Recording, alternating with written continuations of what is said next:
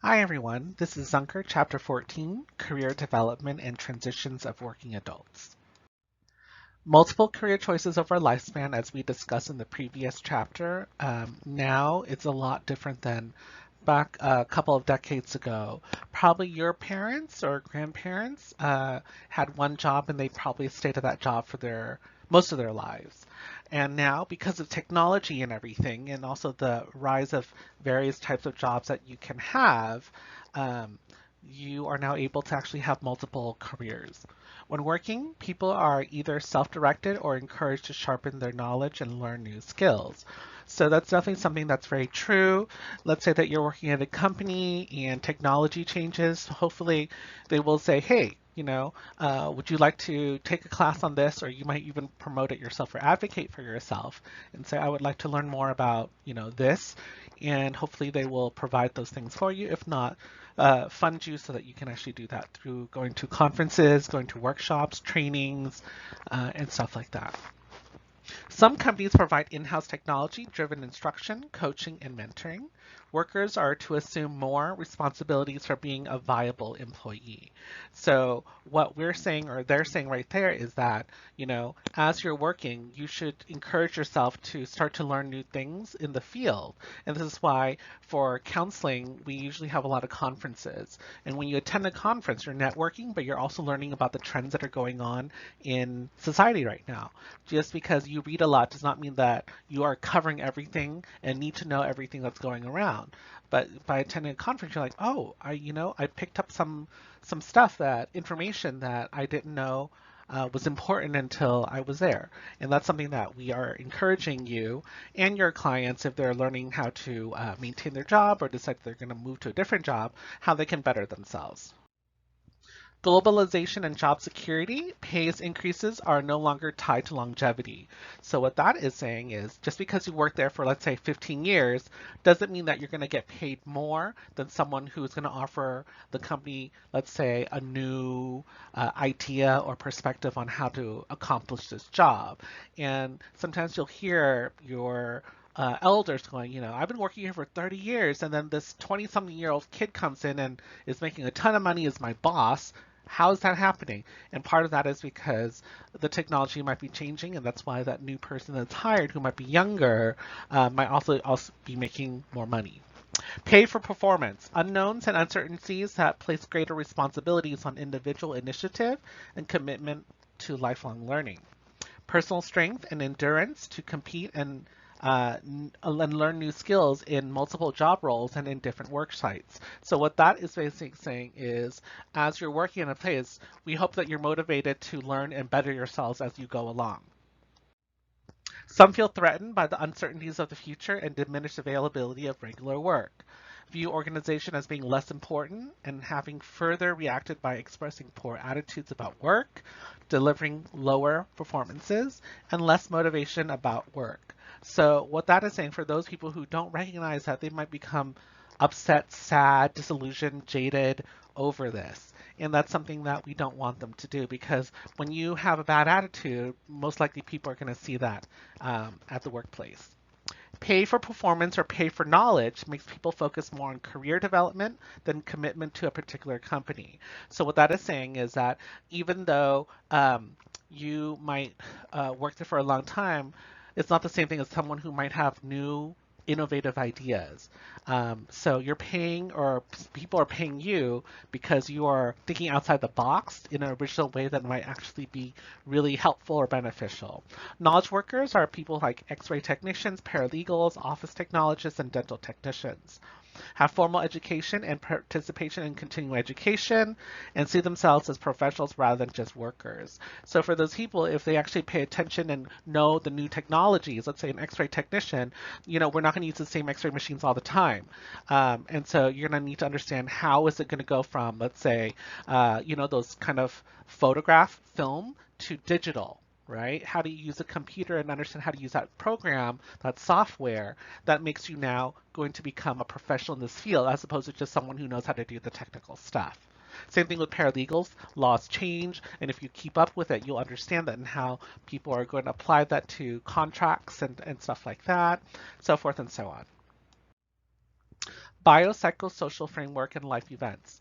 Counselors are to develop an understanding of how personal, career, and life course experiences are interconnected. This book talks about this heavily, which is that all parts of your lives are actually connected to each other. They're not separate compartments. And so you need to understand that if your job is not doing so great, it's going to affect your personal life, your leisure life, your relationships with your friends and family, and stuff like that. Basic forces in human development, biopsychosocial framework, genetic and health related factors are affected, internal perceptual, cognitive, emotional, and personality factors are affected, and then interpersonal, which basically means talking to other people, communication, social, cultural, and ethnic factors are also going to be affected because of this as well. Life cycle forces reflect differences in how the same events affect people of different ages. So, for example, going into the military after uh, going to the military will actually alter a person's perspective within the same age range.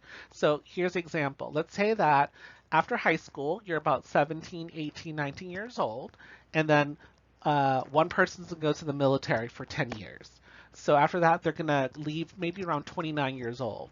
You decide to stay at home and get a job, or you decide to stay at home and go to school, go to college, and then get a job. So when that person returns and meets with you at 29, although you both are the same age, your life experiences are a lot different, right? And that's what it's saying is that it reflects all those differences depending on um, uh, how you what you choose to do with your life. Recession, some jobs will no longer exist, forcing some to have to change careers. And again, we see that with technology, it used to be VHS. VHS then became DVDs. DVDs now are streaming, right? So those things change over the generations. So if you're working in VHS, you're out of luck. If you're working with DVDs, you're out of luck now, right? And so the same thing is happening with other jobs as well. Early, middle, and late career development. Early career establishment is around 25 to 44 years old. Super said that critical time when one struggles to form a unique identity in the work world. So around this time is when you start to identify who you are because of the things that you do in the workplace.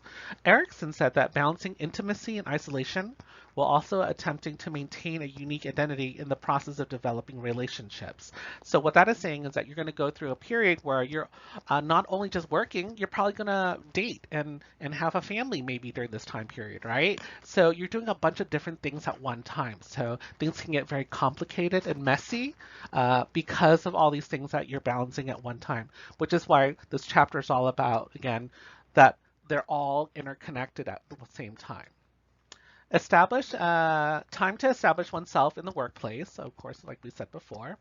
Early encounters in the workplace will significantly influence the outcome of some of the most important socialization processes. So, if you decide to work in a certain place, you might decide that you want to delay having children because of your work. Um, or you might want to have children now so that you can actually stay and work longer later on when the child is also older. So all those things will affect the other parts of your life, right? With work and stuff, with your children or marriage, you might want to wait until a little bit later, or you might actually want to get married now and then, build a career together like that, a career family like that.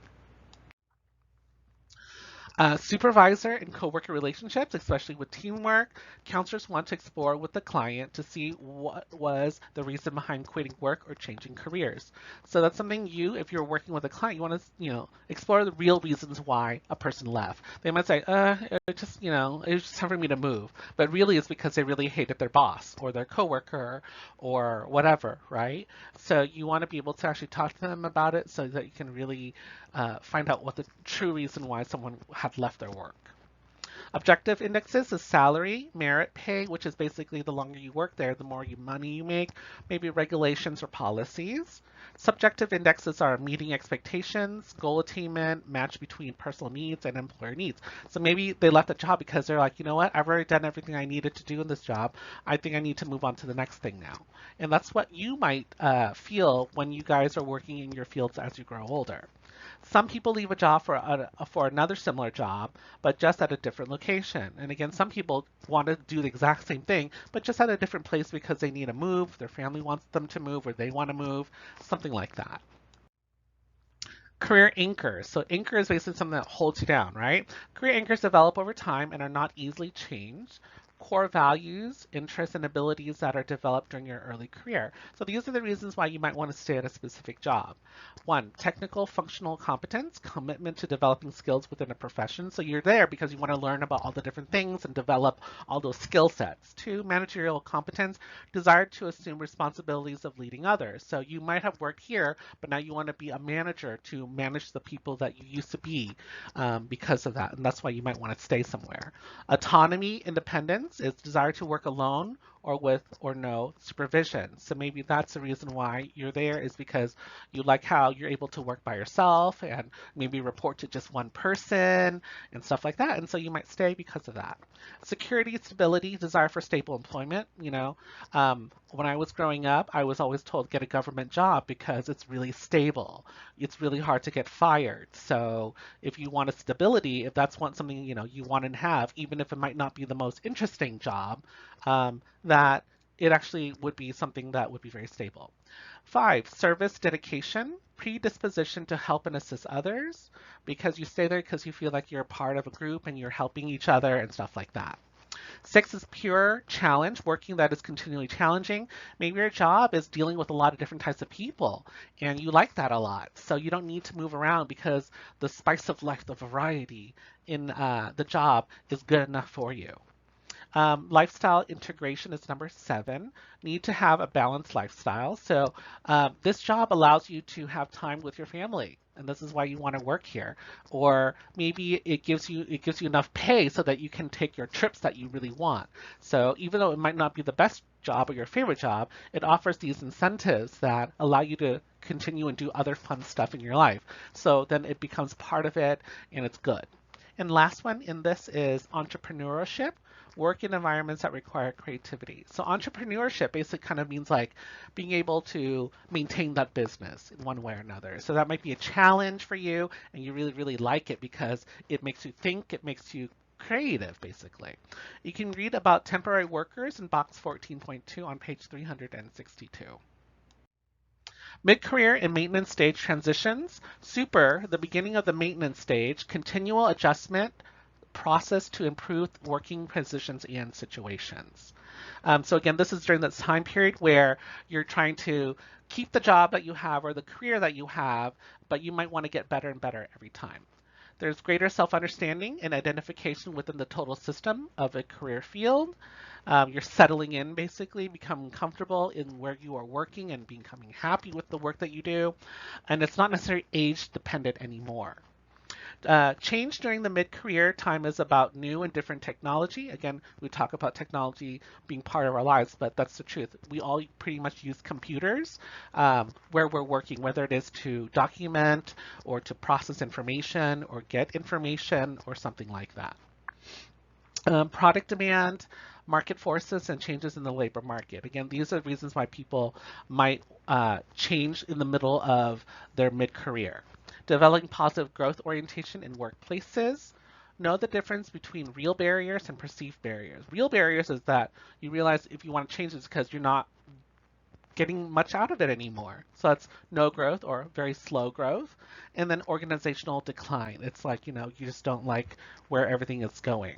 And then there's perceived barriers. So things that you see, like you don't really know exactly what you're doing or if you're actually doing anything good that makes you happy. Maybe poor career identity. You don't really know who you are. You don't feel that special, that proud of the work that you're doing. Nebulous perceptions of career success and direction. Nebulous basically means kind of unclear, like kind of like a gray zone. It's not black or white. It's like this middle area that doesn't let you really know whether or not you're really doing anything that important. You can read 2 vignettes on this on page 327 and then 328.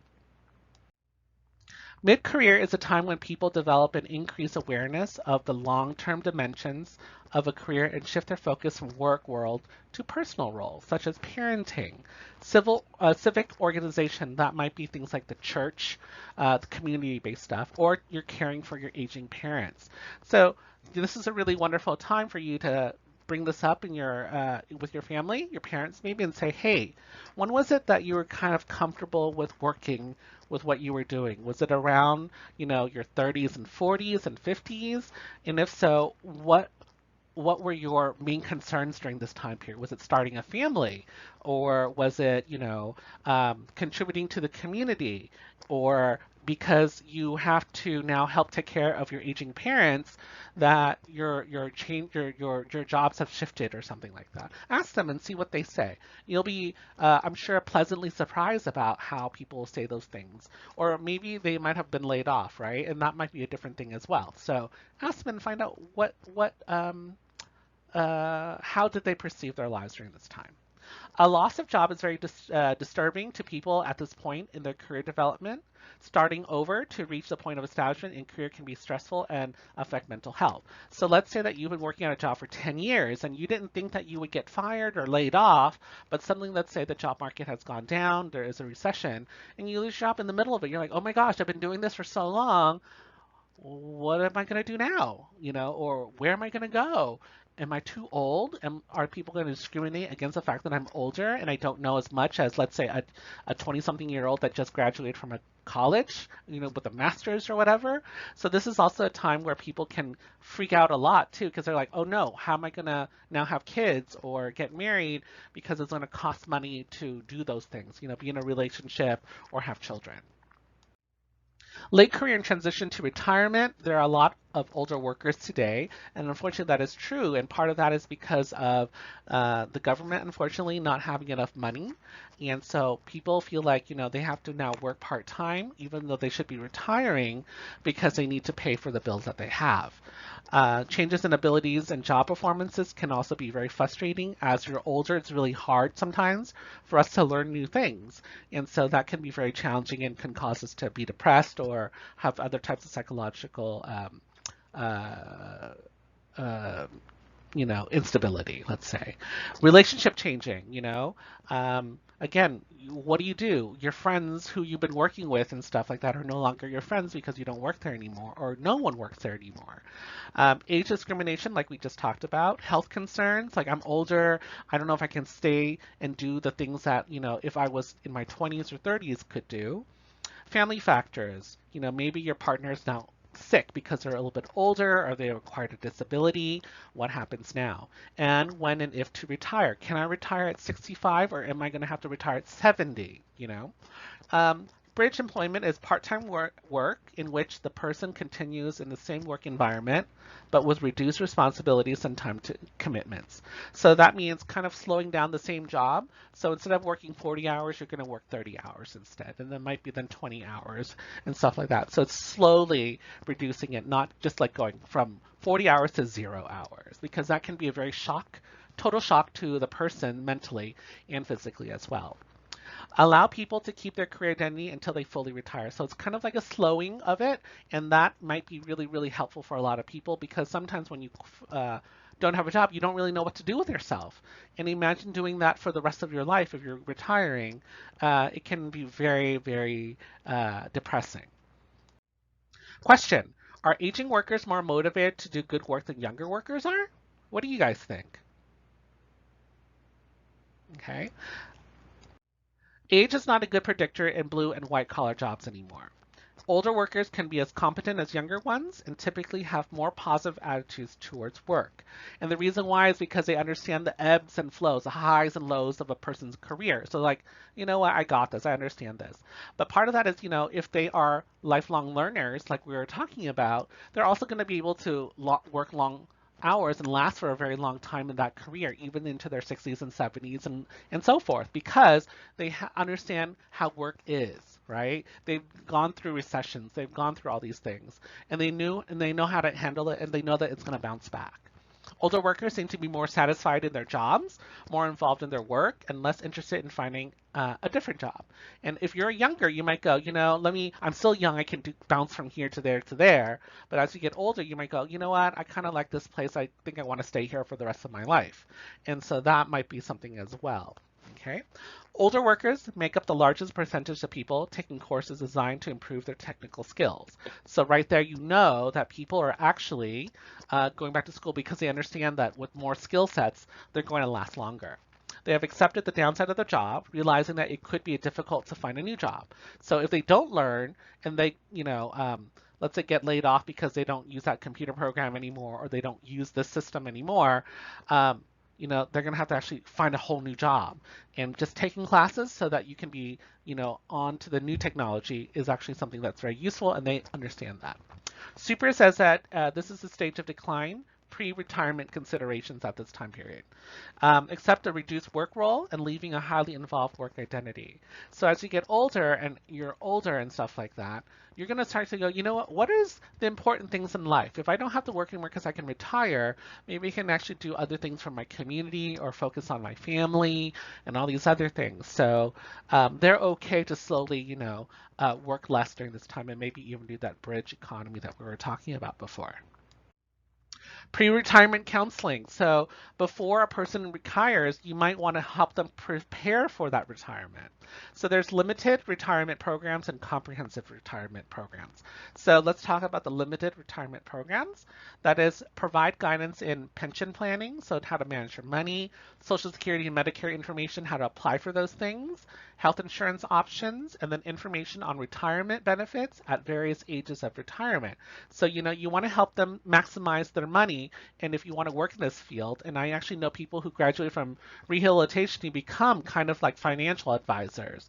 And that really is really beneficial for a lot of people because unfortunately, a lot of people don't understand all that stuff. Let's talk about comprehensive retirement programs. So it includes everything that we just talked about in the limited retirement program, but also has maintaining good health.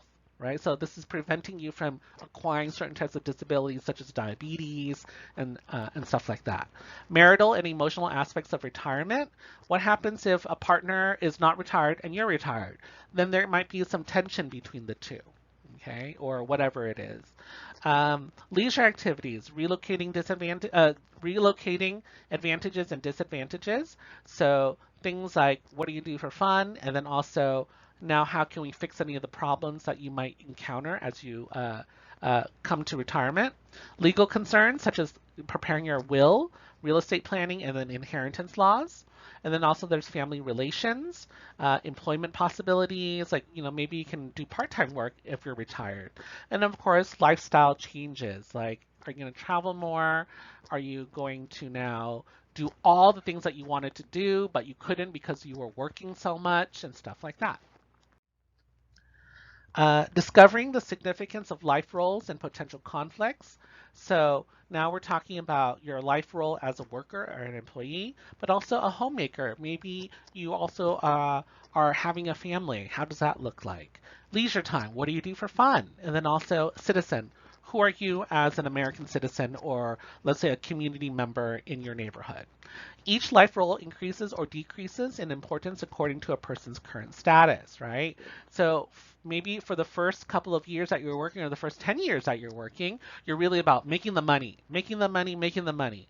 And then you decide to have a family, and then you decide, let's go have fun, travel with the family or something like that, and also maybe contribute to the community as well. So all those things might change as you get older, or it doesn't have to be what I just explained to you, but maybe later on you're like, I want to make a lot more money now instead.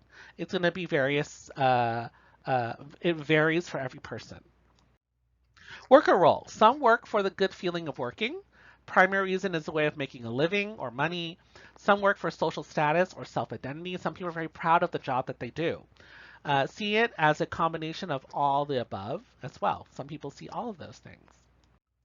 Work reasons vary. For example, a parent who wants to spend more time with family may sacrifice upward mobility to attend children functions. So it's a lateral move. So instead of getting that promotion, you might have a little bit more responsibilities, but you're not necessarily getting paid more because you don't mind it because you get to actually have time with your family members instead.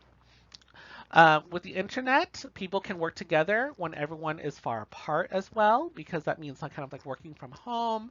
And then knowledge workers can also coach or mentor for supplemental income. So you might not work additional hours because you want to do other types of work on the side.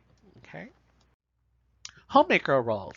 Some value this, some don't, because as of now, you know, some people want to have families and some people don't. And both are great and fantastic.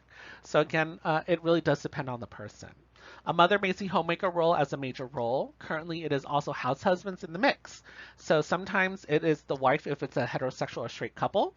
And so there might be the husband who's at home taking care of the kids while the wife is making the money. So again, it really does depend on the relationship and stuff like that. Maternal employment concerns are always about the effects on the children and the family and the working women. In studies, children are fine. There's no significant difference in life satisfaction between working mothers and full-time homemakers.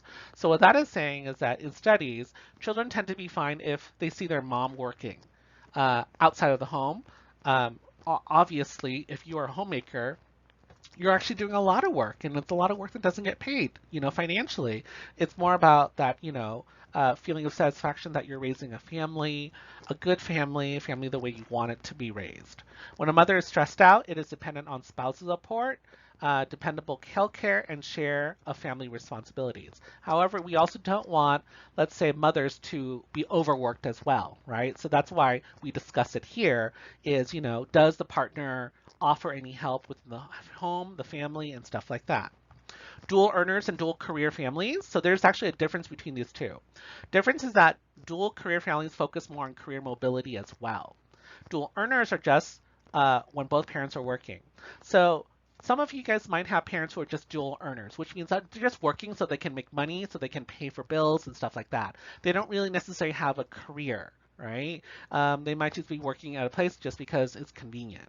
Dual career are families who are very passionate about their work and actually want to, let's say go further up and are very serious about what kind of job they're doing and how they are contributing to society. Leisure role. Quality of lifestyle is one in which there is a balance between time spent at work and time devoted to leisure activities. Leisure activities are things that you do for fun and enjoyment. People are to recognize that quality of life is associated with all life roles, and it's a holistic approach, which basically means that what you do for fun is actually really important, along with what you do for work and how many people you have in your family, whether it's just yourself or, 10 kids or whatever it is. The freedom for self-expression to meet their needs is something that's really important. Is that each person is allowed to do things that they want to do for fun, and sometimes people overwork themselves and don't actually have fun. They might say they are, but you know that they don't, right? And for those people, it might last for a good 10 years before they start to break down because they're overworked or feel extreme pressure and all this stuff because they put so much into their careers that all the other areas are ignored and then they need to be paid attention to as well. Kendo and Summers says that it is two-dimensional. Positive associations that are also expressed in the work role, so supplemental compensation, and provides activities to reduce stress associated with unpleasant work experience, which is the reactive compensation. So what that is saying is that you need to have fun to relieve the stress that you might have when you're at work. Okay. So that's something that you want to think about is like, like a seesaw. You want to balance it out sometimes. Citizen role, like leisure role, quality of life, citizen role can serve as compensating source of satisfaction. So let's say you're volunteering. That will make you feel good because you're like, I'm helping my community or a specific group and stuff like that. And that's really, really important for some people. They feel good about it. Local civic organizations offer many ways to express civic responsibilities. It was very popular in the 90s and the 80s, and then the recession of 2009, it decreased because people are like, I need to actually look for jobs, right? So you see it in times when people are actually very successful, a lot of people are employed, is that they'll contribute to their communities. But once there's a recession and they can't spend time doing that because they're so busy trying to find work or keep work, you'll notice that those things will shift depending on the economy. Stress at work. Anxiety, tension, confusion, and irritability, feelings of frustration, anger, and resentment. These are things that obviously can contribute to stress at work. Emotional hypersensitivity and hyperactivity. So that means like you're super sensitive about everything, and then it makes you feel emotional. Suppression of feelings, withdrawal, and depression. So if you're keeping your feelings and not expressing them out, venting and letting it go, you can also then, cause stress at work. Reduce effectiveness in communication. So because of all these things, you're stressed out. You're not going to be a very good person to work with, right? So then that is something that's going to suffer because of it. Feelings of isolation and alienation. You might feel very alone. Bored and job dissatisfaction is something that might happen as well, and that can cause stress. Mental fatigue, lower intellectual functioning, and loss of concentration, loss of spontaneity and creativity, and lowered self-esteem. So you can see how all these things are things that can happen to contribute to the stress that you have at work. It can lead to lower performance, procrastination, work avoidance, aggression, depression, increased alcohol and drug use and abuse, increase in family problems, poor relationships with other workers and friends, and leads to violence in the workplace. And those are severe cases. So that's something that you want to think about is when you have a lot of stress, these things might actually sneak up and then people might see it, you might not see it because you're so distracted. So it's something that you want to be more self-aware of people like, hey, how are you doing? You seem to be a little, whatever. You might want to pay attention and go, oh, am I exhibiting this because of some specific reason? Major job stressors are work overload, role ambiguity, which means you really don't know what you're supposed to do at work.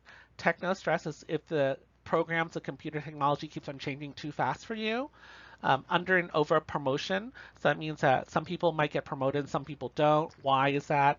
And what does that happen? Why does it happen to certain people and not others and all that stuff? A spillover is maybe from your home you're having a problem and it spills over to your work and so you're stressed out, or maybe you're having problems with your partner and you decide to stay at work longer, which means that you're overworked and all that other stuff. Or it might be the other way around where work is stressing you so much that you start fighting with your family members or whatever.